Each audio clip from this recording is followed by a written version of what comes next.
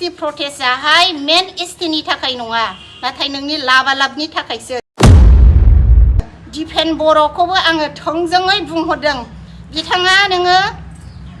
पलिटिक्सआव ओंखारनोबा सोरां बारां ओंखार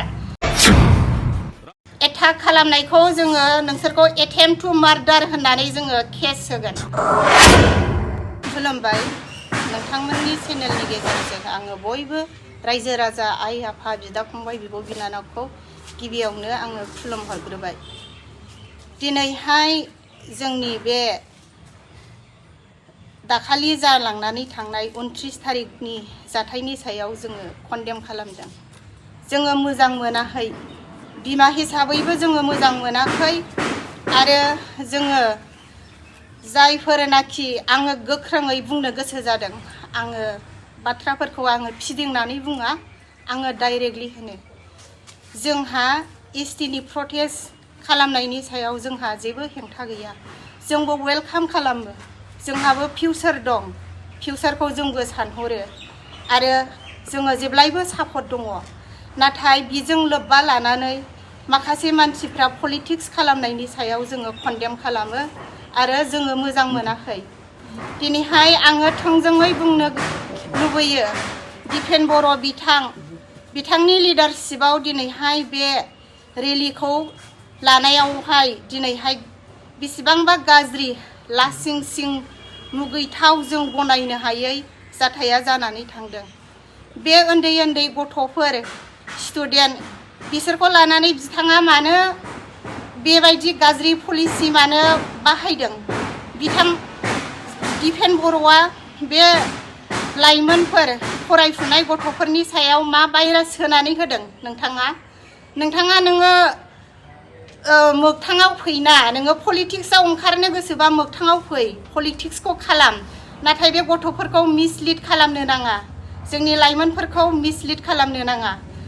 आरो मा नोंथांनि एसटी प्रटेस्टआथ'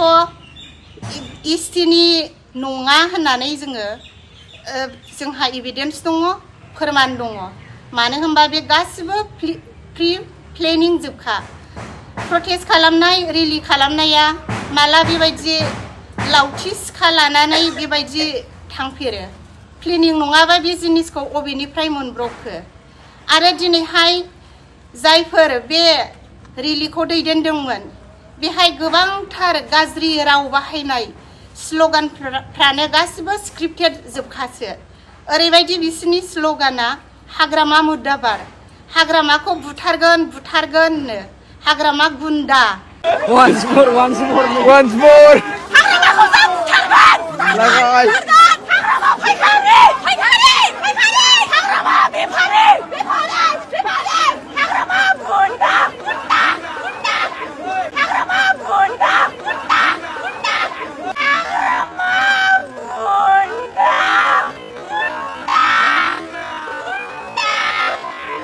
सोर बेबायदि पावार होदों बे हिनजावसा गथ'नो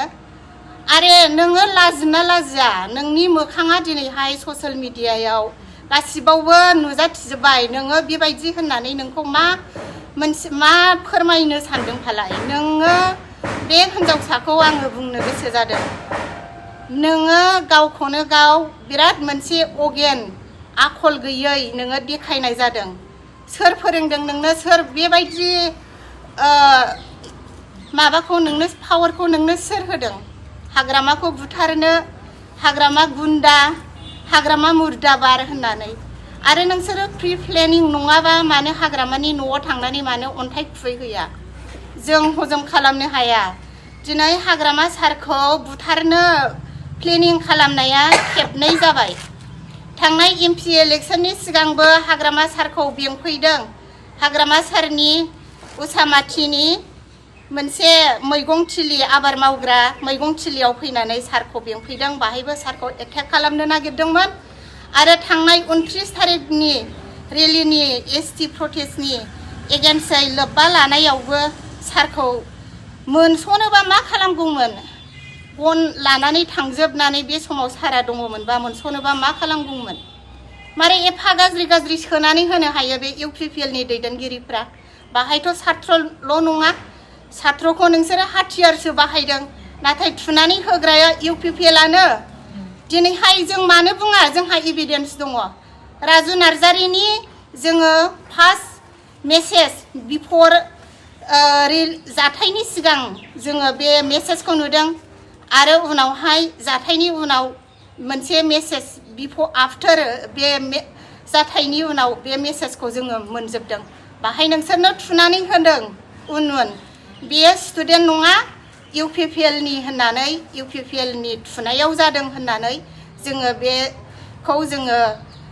थोंजोङै बुंहरो इउपिपिएलनि दैदेनगिरिफोर जेसेबां लिडारफोर दं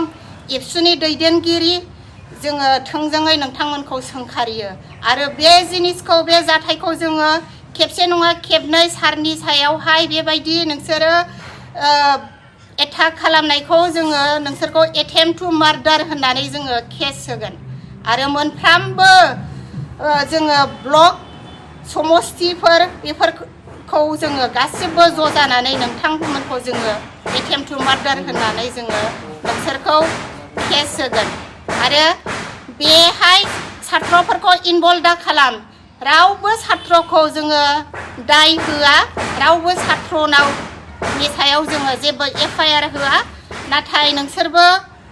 फंबाय बिनानावफोर फिसाफोरखौ आङो खावलायनो गोसो जादों मालायनि मिसलिड खालामनायाव नोंसोरबो थांफालाबायनो नाङा नोंसोरो गोरों जाबाय जोंनिफ्राय गोरोंसिन साननो हनो नोंसोरो गोरों जाबाय नोंसोरो मोजाङै नोंसोरनि बिबेकजों मोजाङै नोंसोरो सुबिदा दा जोंनि हाग्रामा महिलारि सार लाबोनाय सिआइटि इउनिभारसिटियाव नोंसोरो फरायनो मोनदों ओंखायनो नोंसोरो बेहाय मोजाङै नोंसोरनि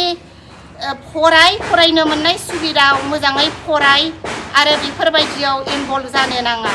दिनैहाय हाग्रामा सार लाबोनाय सिआइटि इउनिभारसिटि इन्जिनियारिं बेफोरबायदि कलेजफोराव फरायनो मोननानै नोंसोरो आरो बेखौसो मालायनि इनफ्लुयेन्सआव नोंसोरो मुर्दाबाद बुथारनो बेबायदि सोदोबखौ नोंसोरो होनदों अन्नानै बेफोरबायदिनिफ्राय गोजान जा आरो दिपेन बर'खौबो आङो थोंजोङै बुंहरदों बिथाङा नोङो पलिटिक्सआव ओंखारनोबा सोरां बारां ओंखार बेबायदि नोङो सिं सिं थानानै अर सुनानै होनो नाङा नोंनि एभिडेन्सआ जोंनाव दंजोबो नोंहा मानो एथ'ग्राब गिदों फालाय नोंसोर हरनाय एमपि दङ रायजोसभा लकसभा जाहाय एमपि सानै दङ रोंगोरा आरो जयन्त बिथांमोन दङ केबिनेट मन्त्रि दं उरखावमोन दङ आरो नों बिनानै होनाय एमपिआलाय दिलीप सयखियालाय माथो जाखो मानो एथ' गिदों नोंलाय एसटि होजानो होलायलांलायबाय थांनाय एमपि इलेक्सनाव होमबा मानोथो एथ' गिदों बिसोरनो कन्ट्रल खालामनो हायोना नोंनि बे एसटि प्रटेस्टआहाय मेन एसटिनि थाखाय नङा नाथाय नोंनि लाबालाबनि थाखायसो जों गासिबखौबो नुजोब्बाय जोङो गासिबखौबो जोंहा एभिडेन्स दंजोबो आरो बिथाङा नोङो मोजाङै सलायलां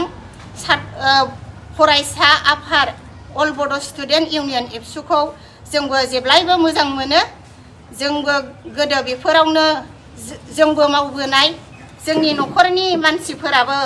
जोंनि बिमा बिफा बिदा फंबाय जोंनि फिसायफोराबो एबसुनिफ्रायनो फैनाय गोजाजोब एबसुखौ जों मोजां मोनो अरायबो बरायो